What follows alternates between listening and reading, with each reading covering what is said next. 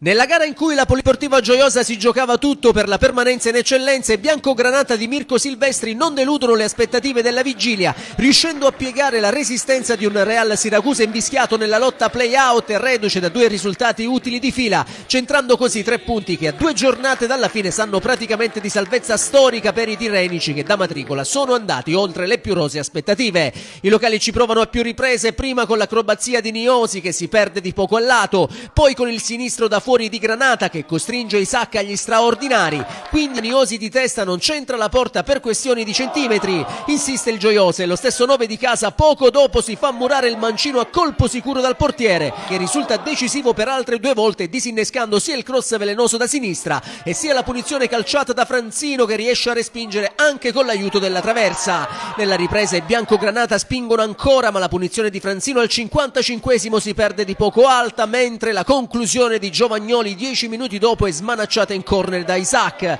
Gli sforzi dei biancogranata vengono premiati però al minuto 75, quando Niosi raccoglie l'invito di Bruno e con un perfetto pallonetto scavalca Isaac in disperata uscita, facendo così Gioiosa 1, Real Siracusa 0 e tifosi di casa che possono far esplodere tutta la loro gioia. Per il classe 2001 del Gioiosa si tratta della seconda rete in campionato dopo quella firmata nel derby vittorioso contro la Rosmarino. L'11 di Silvestri tenta di chiudere i conti, ma il sinistro di Giovagnoli sull'invito di Bruno non sortisce l'effetto sperato. L'1-0 finale consegna dunque al Gioiosa la quinta vittoria casalinga, nona complessiva in campionato e il punto numero 36 che consente ai biancogranata di portarsi a più 5 sulla zona play-out, mentre il Real Siracusa rimane in penultima posizione con 21 punti.